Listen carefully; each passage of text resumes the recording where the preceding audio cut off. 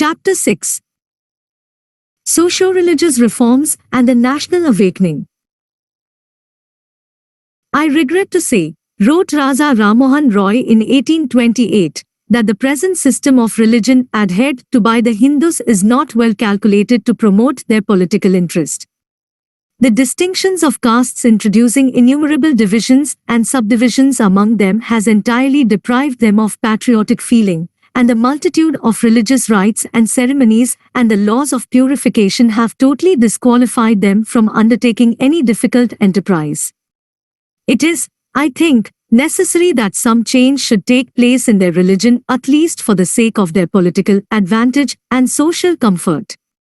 Written at a time when Indians had just begun to experience the intellectual and cultural turmoil that characterized social life in 19th century India, this represented the immediate Indian response.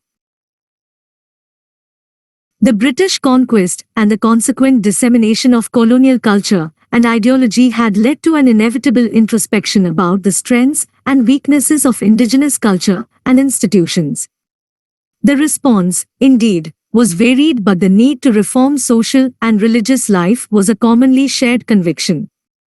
The social base of this quest, which has generally, but not altogether appropriately been called the Renaissance, was the newly emerging middle class and the traditional as well as Western-educated intellectuals. The socio-cultural regeneration in 19th century India was occasioned by the colonial presence, but not created by it. The spirit of reform embraced almost the whole of India, beginning with the efforts of Raja Rammohan Roy in Bengal leading to the formation of the Brahmo Samaj in 1828.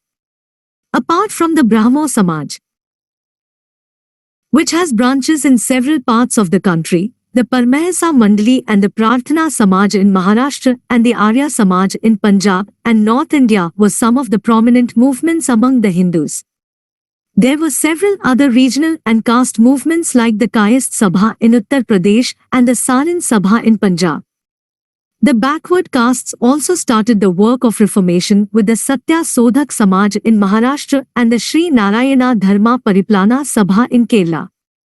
The Ahmadiyya and Aligarh movements, the Singh Sabha and the Rahnumai Mazdayasan Sabha represented the spirit of reform among the Muslims, the Sikhs and the Parsis respectively.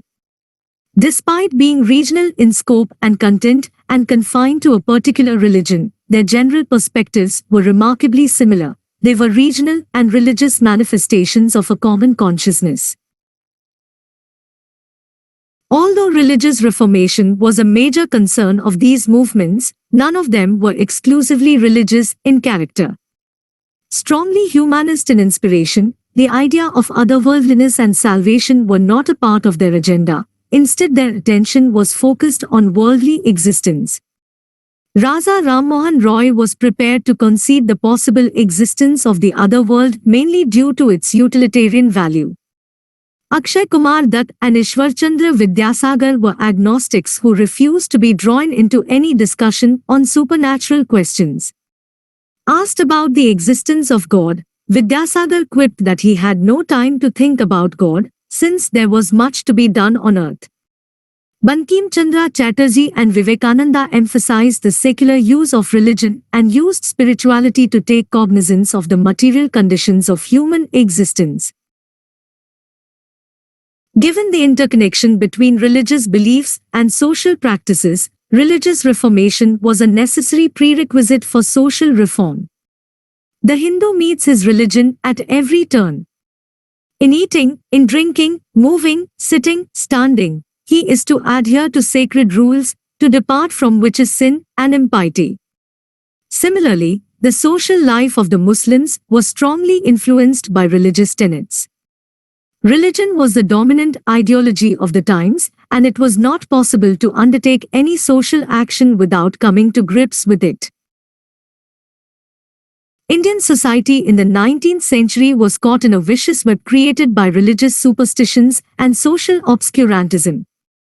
Hinduism, as Max Weber observed, had become a compound of magic, animism and superstition, and abominable rites like animal sacrifice and physical torture had replaced the worship of God. The priests exercised an overwhelming and, indeed, unhealthy influence on the minds of the people. Idolatry and polytheism helped to reinforce their position. As suggested by Raja Ram Mohan Roy, their monopoly of scriptural knowledge and of ritual interpretation imparted a deceptive character to all religious systems. The faithful lived in submission, not only to God, the powerful and unseen, but even to the whims, fancies and wishes of the priests. There was nothing that religious ideology could not persuade people to do. Women even went to the extent of offering themselves to priests to satisfy their carnal pleasures. Social conditions were equally depressing. The most distressing was the position of women. The birth of a girl was unwelcome, her marriage a burden, and her widowhood inauspicious. Attempts to kill girl infants at birth were not unusual. Those who escaped this initial brutality were subjected to the violence of marriage at a tender age. Often the marriage was a device to escape social ignominy and, hence, marital life did not turn out to be a pleasant experience. An 80-year-old Brahman in Bengal had as many as 200 wives, the youngest being just 8 years old. Several women hardly had a married life worth the name, since their husbands participated in nuptial ceremonies for a consideration and rarely set eyes on their wives after that.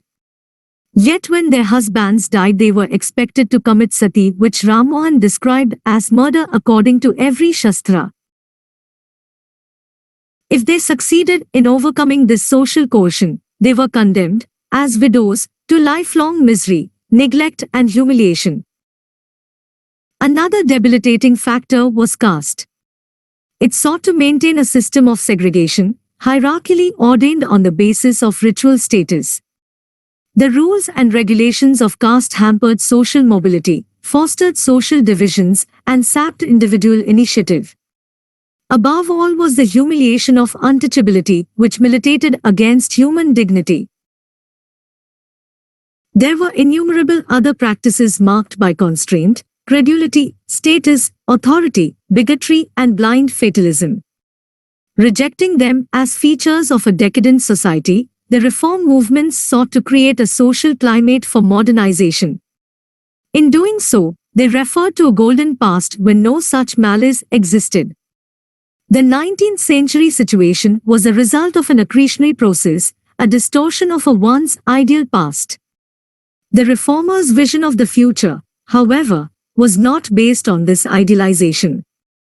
It was only an aid and an instrument, since practices based on faith cannot be challenged without bringing faith itself into question. Hence, Raja Ram Mohan Roy demonstrated that sati had no religious sanction. Vidyasagar did not take up his pen in defense of widow marriage without being convinced about scriptural support, and Dayanand based his anti-casteism on Vedic authority.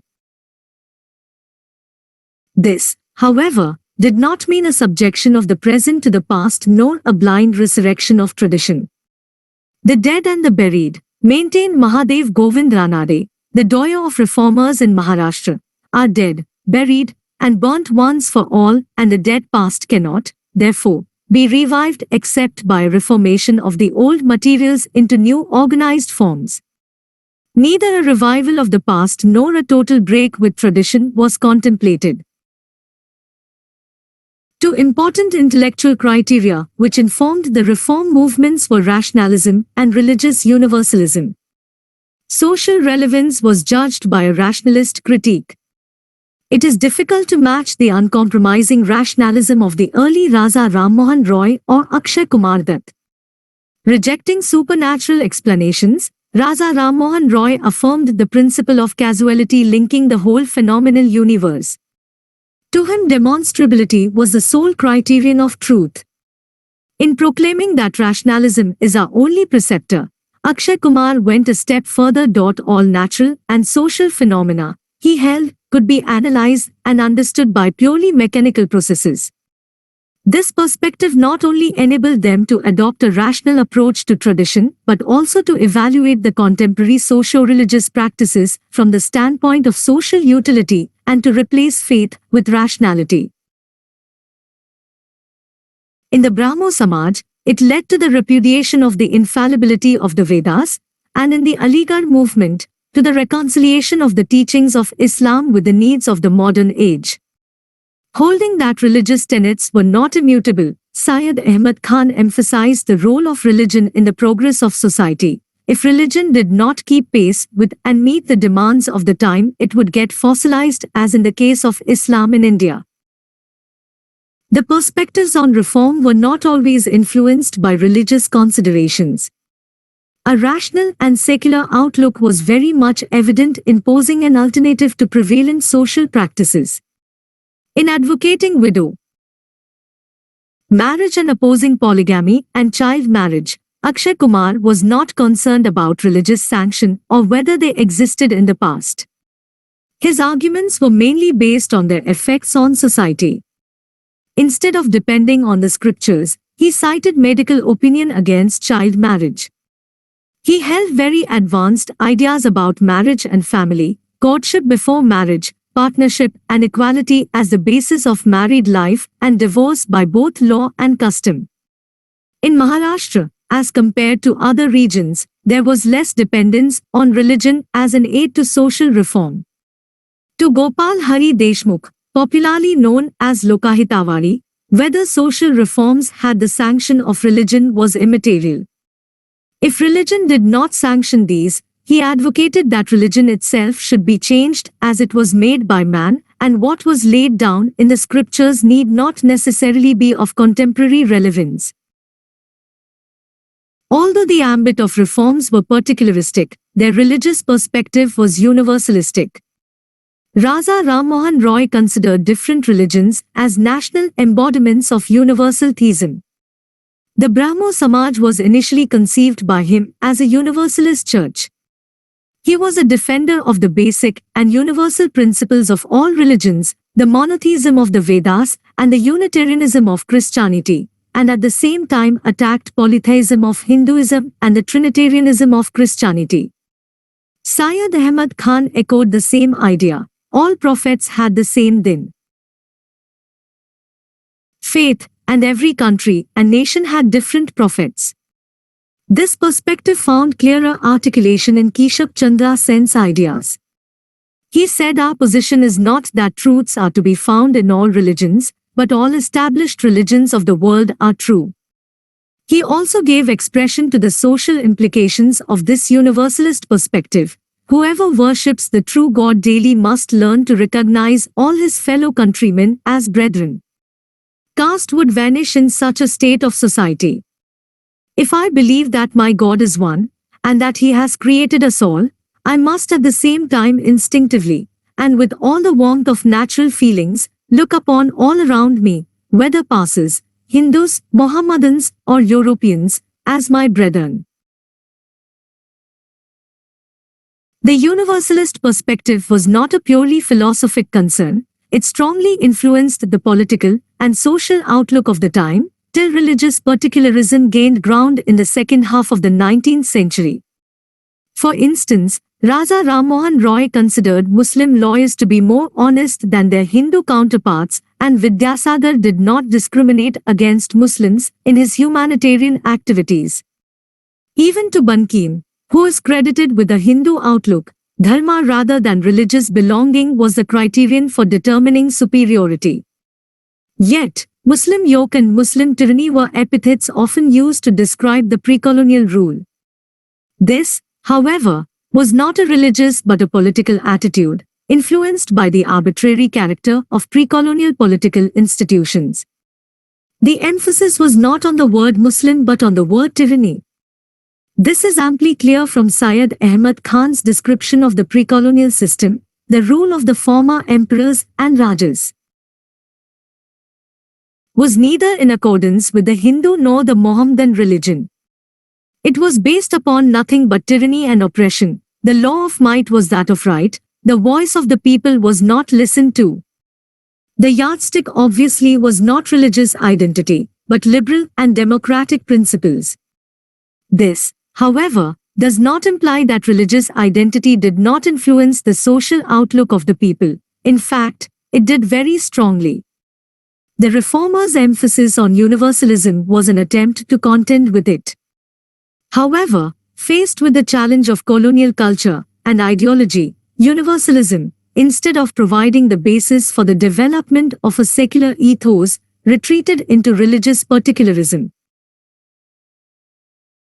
The 19th century witnessed a cultural ideological struggle against the backward elements of traditional culture, on the one hand, and a fast hegemonizing colonial culture and ideology on the other. The initial reforming efforts represented the former. In the religious sphere, they sought to remove idolatry, polytheism, and priestly monopoly of religious knowledge and to simplify religious rituals. They were important not for purely religious reasons but equally for their social implications. They contributed to the liberation of the individual from conformity born out of fear and from uncritical submission to the exploitation of the priests. The dissemination of religious knowledge through translation of religious texts into vernacular languages and the right granted to the laity to interpret scriptures represented an important initial breach in the stranglehold of misinterpreted religious dogmas. The simplification of rituals made worship a more intensely personal experience without the mediation of intermediaries. The individual was, thus, encouraged to exercise his freedom. The socially debilitating influence of the caste system, which perpetuated social distinctions, was universally recognized as an area which called for urgent reform. It was morally and ethically abhorrent. More importantly, it militated against patriotic feelings and negated the growth of democratic ideas. Raja Ram Mohan Roy initiated, in ideas but not in practice, the opposition which became loud and clear as the century progressed. Ranade, Dayanand and Vivekananda denounced the existing system of caste in no uncertain terms. While the reform movements generally stood for its abolition, Dayanand gave a utopian explanation for Chaturvarna, fourfold Varna division of Hindu society, and sought to maintain it on the basis of virtue. He deserves to be a Brahman who has acquired the best knowledge and character, and an ignorant person is fit to be classed as a Shudra. He argued. Understandably, the most virulent opposition to caste came from lower caste movements. Jyotiba Phule and Narayana Guru were two unrelenting critics of the caste system and its consequences. A conversation between Gandhiji and Narayana Guru is significant. Gandhiji, in an obvious reference to Chaturvarna and the inherent differences in quality between man and man, observed that all leaves of the same tree are not identical in shape and texture. To this, Narayana Guru pointed out that the difference is only superficial, but not in essence. The juice of all leaves of a particular tree would be the same in content. It was he who gave the call, one religion, one caste and one God for mankind, which one of his disciples, Sadaran Ayyappan, changed into no religion, no caste and no God for mankind. The campaign for the improvement of the condition and status of women was not a purely humanitarian measure either. No reform could be really effective without changes in the domestic conditions, the social space in which the initial socialization of the individual took place. A crucial role in this process was played by women. Therefore, there could be no reformed men and reformed homes without reformed women. Viewed from the standpoint of women, it was, indeed, a limited perspective. Nevertheless, it was realized that no country could ever make significant progress in civilization whose females were sunk in ignorance. If the reform movements had totally rejected tradition, Indian society would have easily undergone a process of westernization. But the reformers were aiming at modernization rather than westernization. A blind initiation of Western cultural norms was never an integral part of reform. To initiate and undertake these reforms, which today appear to be modest, weak and limited, was not an easy proposition. It brought about unprecedented mental agony and untold domestic and social tension. Breaking the bonds of tradition created emotional and sentimental crisis for men and women caught between two worlds. The first widow marriage in Bengal attracted thousands of curious spectators. To the first such couple in Maharashtra, the police had to give lathis to protect themselves. Rukmabai, who refused to accept her uneducated and unaccomplished husband, virtually unleashed a storm. Faced with the prospect of marrying a young girl much against his conviction, Ranade spent several sleepless nights. So did Lokahitawadi, Telang and a host of others who were torn between traditional sentiments and modern commitments. Several, however, succumbed to the former, but it was out of this struggle that the new men and the new society evolved in India.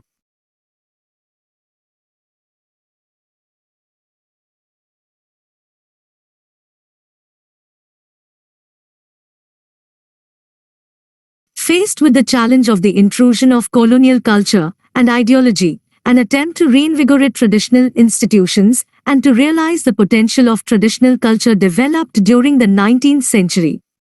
The initial expression of the struggle against colonial domination manifested itself in the realm of culture as a result of the fact that the principles on which the colonial state functioned were not more retrogressive than those of the pre-colonial state. All intrusions into the cultural realm were more intensely felt. Therefore, a defense of indigenous culture developed almost simultaneously with the colonial conquest.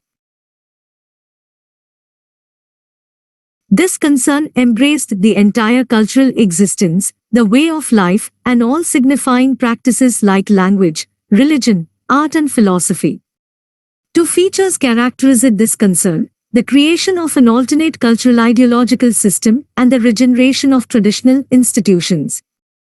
The cultivation of vernacular languages, the creation of an alternate system of education, the efforts to regenerate Indian art and literature, the emphasis on Indian dress and food, the defense of religion, and the attempts to revitalize the Indian system of medicine, the attempt to probe the potentialities of pre-colonial technology and to reconstruct traditional knowledge were some of the expressions of this concern.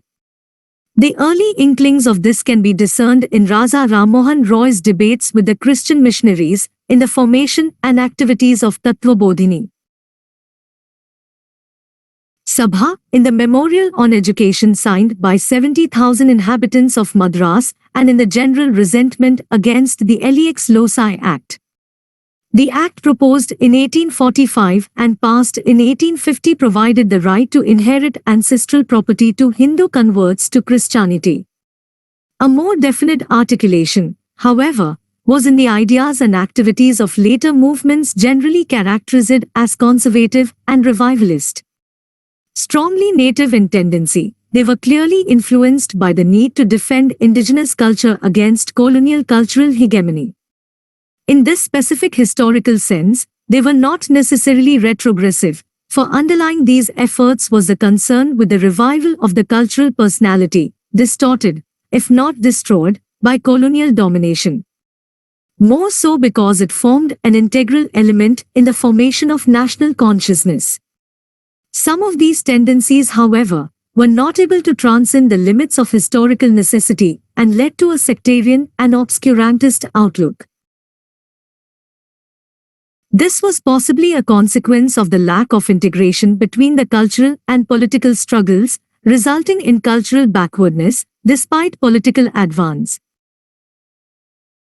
The cultural ideological struggle, represented by the socio-religious movements, was an integral part of the evolving national consciousness.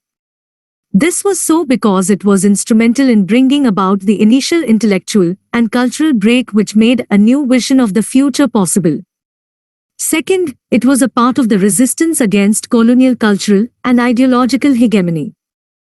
Out of this dual struggle evolved the modern cultural situation, new men, new homes, and a new society.